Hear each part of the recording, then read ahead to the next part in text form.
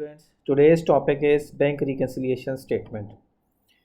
बेटे सबसे पहले तो हम सीखेंगे कि why do we need to prepare a bank reconciliation statement. देखें, हम टी अकाउंट्स बनाते हैं तो टी अकाउंट्स को वेरीफाई करने के 3 तरीके हैं आपके सिलेबस में। एक तो ये है कि ट्रायल बैलेंस हम बनाते हैं। ट्रायल बैलेंस कैसे वेरीफाई करते हैं? If both sides of trial balance are equal तो हम कह सकते हैं कि there might not be any errors. दूसरा, हम कंट्रोल अकाउंट्स बनाते हैं। कंट्रोल अकाउंट्स हमें बताते हैं कि अगर हमारे कंट्रोल अकाउंट का क्लोजिंग बैलेंस हमारे लेजर बैलेंसेस के इक्वल आ जाए तो हमारे लेजर्स जो हैं वो ठीक बने हैं। अब बैंक रिकन्सिलिएशन जो है बेटे ये वेरीफाई करती है आपके बैंक अकाउंट को। ये आपके सामने कैश बुक का फॉर्मेट है। इसमें देखें 3 columns on the debit side हैं and 3 columns on the credit side है। That's why this is known as 3 column cash book. अब इसमें cash received will be recorded on the debit side in the cash column and cash paid will be recorded on the credit side in the cash column. Similarly बेटे हमारे bank account में जो पैसे आ रहे हैं वो डेबिट साइड पर bank के कॉलम में लिखेंगे और जो पेमेंट्स हम बैंक अकाउंट से कर रहे हैं वो बैंक कॉलम में क्रेडिट साइड पर लिखेंगे। अब ये आपके सामने एक कैश बुक बनी हुई है। इसमें आपको क्लोजिंग बैलेंस नज़र आ रहा है कैश इन हैंड का 215। इसको वेरीफाई कैसे करेंगे? हम कैश टिल में जो पैसे पड़े हुए हैं गिन लेंगे। It should be exactly $215। अगर ये $215 हैं तो हम कहेंगे जी हमारा कैश इन हैंड का रिकॉर्ड जो है वो ठीक है। अगर ये कम या ज़्यादा हैं तो गड़बड़ हो सकती है। There might be some errors in the recording cash transactions और there might be some fraudulent activities. इसी तरह बेटे अगर हम बैंक कॉलम में आ जाएं तो हमारा बैंक बैलेंस जो शो हो रहा है दैट इज़ 2246। ये क्रेडिट साइड पर बैलेंस ब्रॉट डाउन है। इसका मतलब ये है कि ये बैंक ओवरड्राफ्ट है।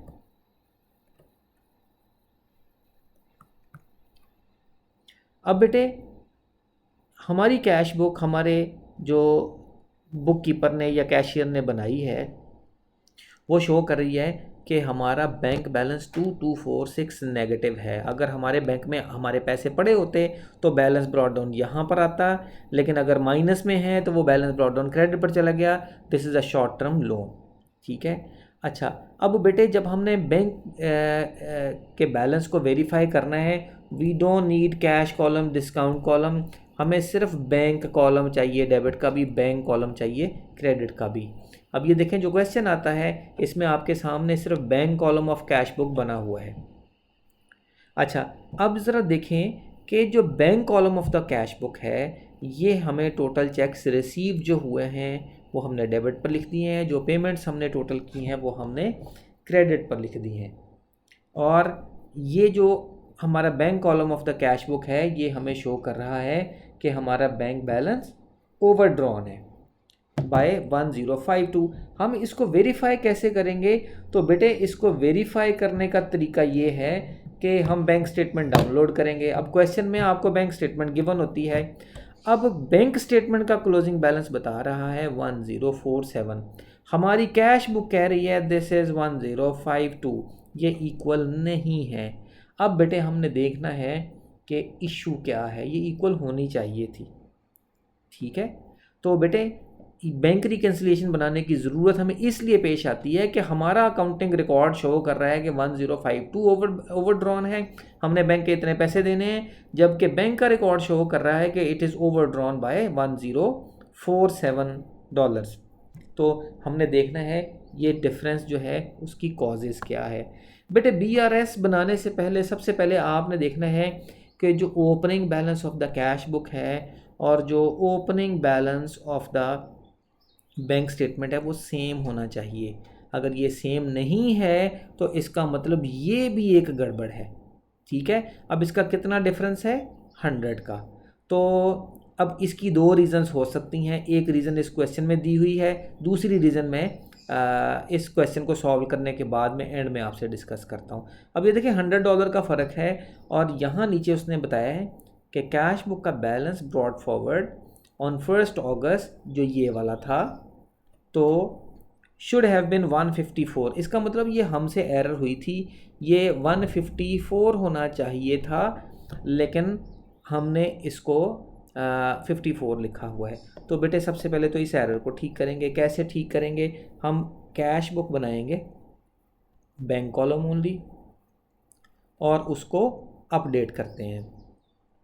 अब बेटे जो हमारे कैश बुक का क्लोजिंग बैलेंस यहाँ पर गिवन है, balance brought down on the credit side, ये हमने बैलेंस ब्रॉट डाउन इधर लिख देना है। It is 1052 because this is credit balance, that's why it should be recorded on the credit side. अब एक्चुअली हम बेसिकली कैश बुक जो यहाँ तक बन गई है हम यहाँ से उसको कैरी फॉरवर्ड कर रहे हैं। अच्छा, अब ये इसको बनाना कैसे है? सबसे पहली तो बात ये है कि हमारा ओपनिंग बैलेंस ही गलत था। हमारा डेबिट पर 100 कम लिखा हुआ था, तो हम ये डेबिट पर 100 लिख देंगे तो हमारी एक एरर ठीक हो गई। यहाँ आप लिख सकते हैं एरर करेक्टेड। अब बेटे लेकिन फ़र्क हमारा 100 का तो नहीं है, हमारा फ़र्क तो इससे इतना नहीं है। तो बेटे अब हम क्या करेंगे? सबसे पहला तो काम हमने ये करना है कि हम देखें कि हमारा और बैंक स्टेटमेंट का फ़र्क है क्यों। पहला तो फ़र्क मिला, ओपनिंग बैलेंस ठीक नहीं था, वो ओपनिंग बैलेंस हमने उसकी गलती जो थी हमें मिल गई तो हमने उसको ठीक कर दिया। अब बेटे देखें ज़रा कि कैश बुक की डेबिट पर 117 है, हम इसको बैंक स्टेटमेंट में सर्च करें, ये बैंक स्टेटमेंट की क्रेडिट पर होना चाहिए क्योंकि कैश बुक और बैंक स्टेटमेंट एक दूसरे के ऑपोजिट होती हैं। जिन ट्रांजैक्शंस को हम डेबिट करते हैं बैंक उनको क्रेडिट करता है। ये देखें, ये बैंक की क्रेडिट पर हमें मिल गई। क्यों क्रेडिट करता है बेटे? जब हम अपने पैसे बैंक में डिपॉजिट करवाते हैं तो वो हमारा एसेट होता है और बैंक के लिए वो लायबिलिटी होती है। हमारे लिए वो अमाउंट रिसीवेबल है और बैंक के लिए वो पेएबल है। अच्छा, इसी तरह हम बाकी ट्रांजैक्शंस को भी वेरीफाई करेंगे। अब ज़रा देखें कि इधर एक 490 डेबिट पर है लेकिन वो इधर क्रेडिट पर नहीं है। इसी तरह बेटे ये देखें, ये 1300 इसकी क्रेडिट पर है, ये इसकी डेबिट पर मिल गया हमें। इसी तरह ये 129 इसकी क्रेडिट पर है, ये भी हमें इसकी डेबिट पर मिल गया। अब हमें क्या क्या नहीं मिला देखें। हमें एक ये 39 जो हमारी बैंक स्टेटमेंट में डेबिट पर है इधर क्रेडिट पर नहीं मिला। इसी तरह ये 50 जो हमारी बैंक स्टेटमेंट की डेबिट पर है ये इसकी क्रेडिट पर होना चाहिए था, वो नहीं मिला। सिमिलरली बेटे ये जो 200 हमने रिसीव किया है ये बैंक स्टेटमेंट में डेबिट पर है लेकिन क्रेडिट पर है सॉरी, लेकिन बैंक स्टेटमेंट में डेबिट पर नहीं है, ये डेबिट पर होना चाहिए था। इसी तरह बेटे अगर आप गौर करें तो कैश बुक में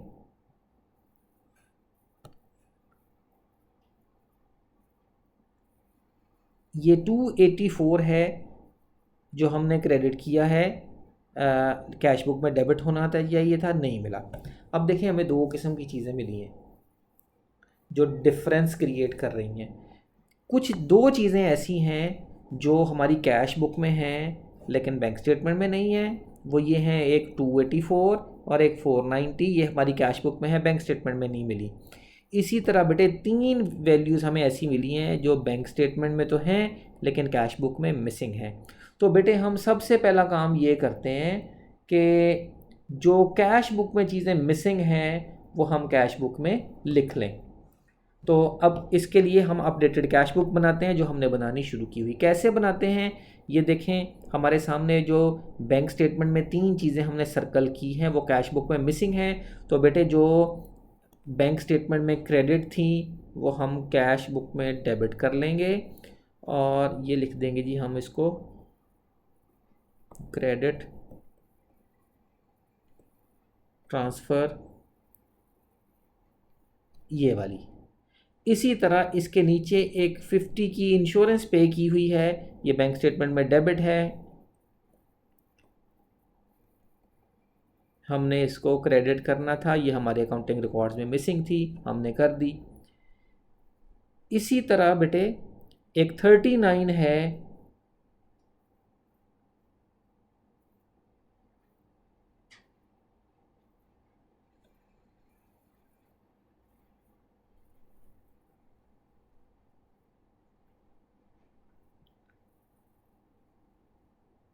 जो बैंक स्टेटमेंट में डेबिट है लेकिन कैश बुक में मिसिंग है।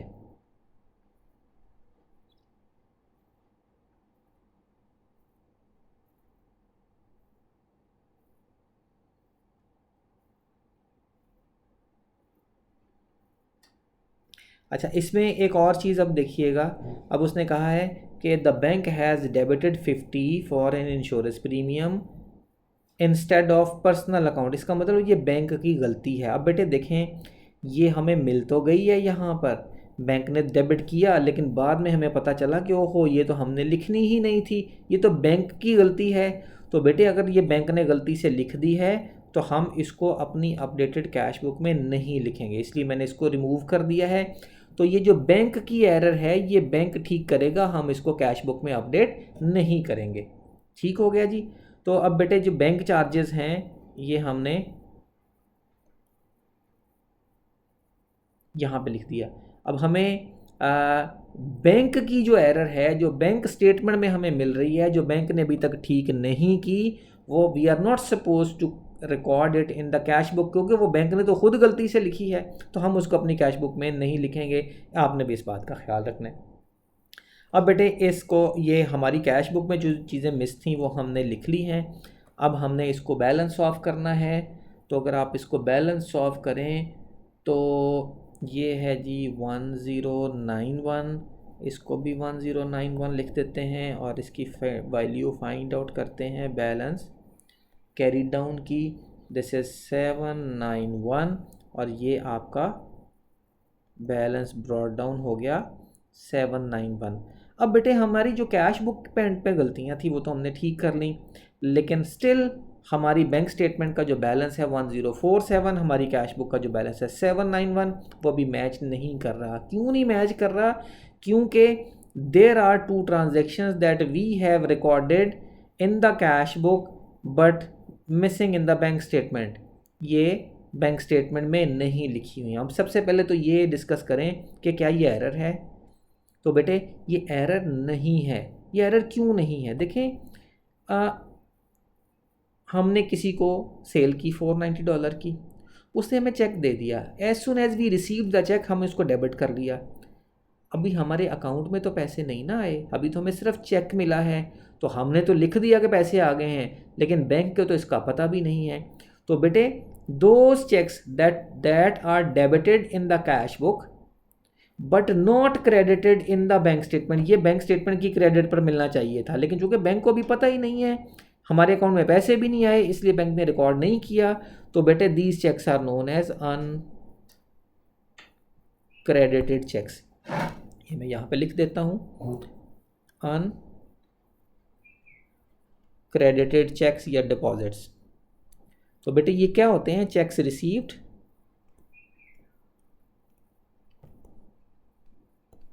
Debited in the cash book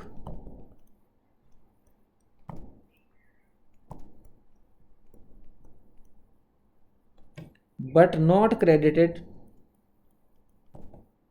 in the bank statement।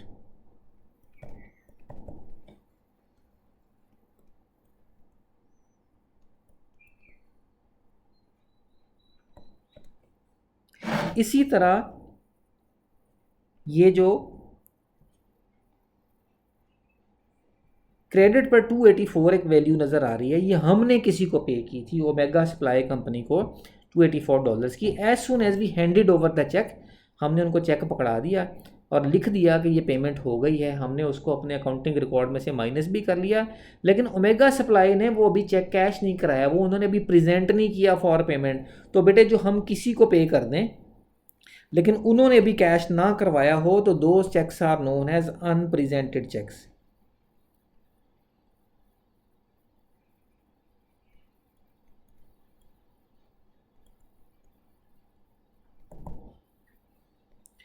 checks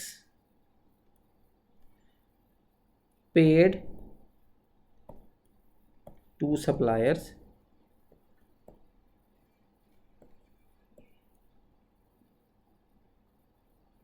credited in the cash book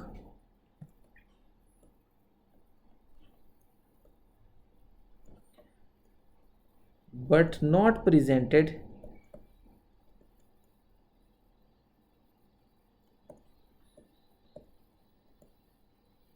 to bank for payment. अब बेटे ये जो अनक्रेडिटेड और अनप्रेजेंटेड चेक्स हैं, दो चीज़ें मिल गई, और तीसरी चीज़ जो है वो बैंक की एरर है जो यहाँ हमने देखी थी। तो ये तीन चीज़ें जो हैं ये हमने कैश बुक में नहीं लिखनी। ये जो अनक्रेडिटेड और अनप्रेजेंटेड है ये टाइमिंग डिफरेंस की वजह से रिकॉर्ड नहीं हुई, और ये जो एरर है ये बैंक की एरर है। ये हम बैंक को बता तो सकते हैं लेकिन उसको ठीक नहीं कर सकते। तो बेटे इसके लिए अब हम क्या करेंगे, हम एक बैंक रिकन्सिलिएशन स्टेटमेंट बनाएंगे। ठीक है, अब बैंक रिकन्सिलिएशन स्टेटमेंट में क्या क्या आती है, सबसे पहले आपको लिखना चाहिए balance as per bank statement.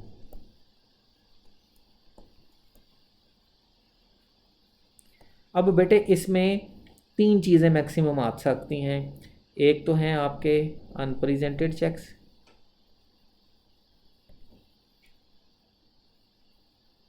दूसरा है आपके अनक्रेडिटेड चेक्स,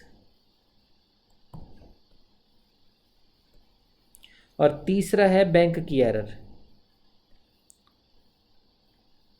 और इसका जो फाइनल आंसर है that must be equal to balance as per updated cash book.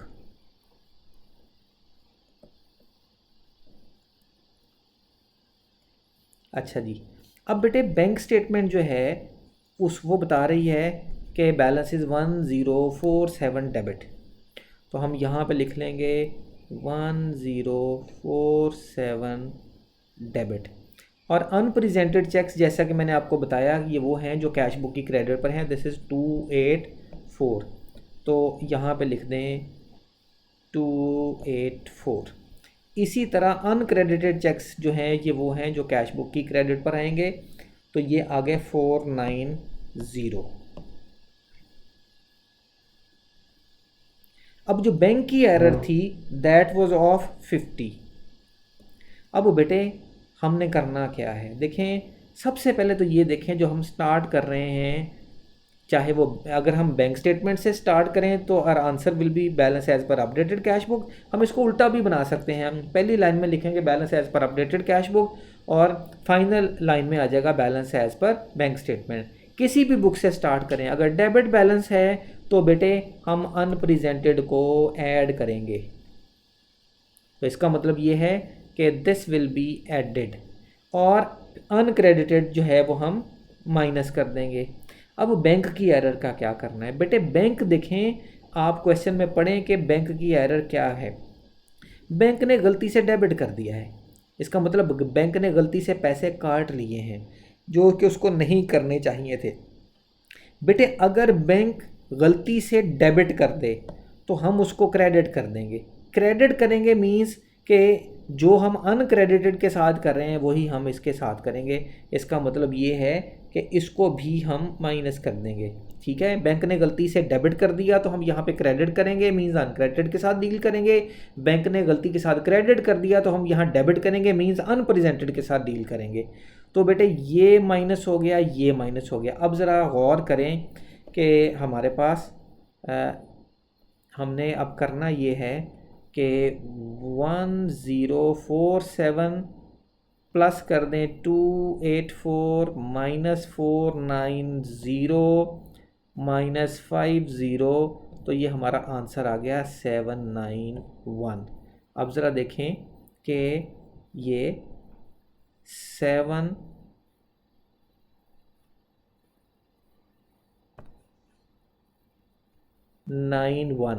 अब क्या ये ठीक है कि गलत, यहाँ से पता चल जाएगा। It must be equal to updated cash book.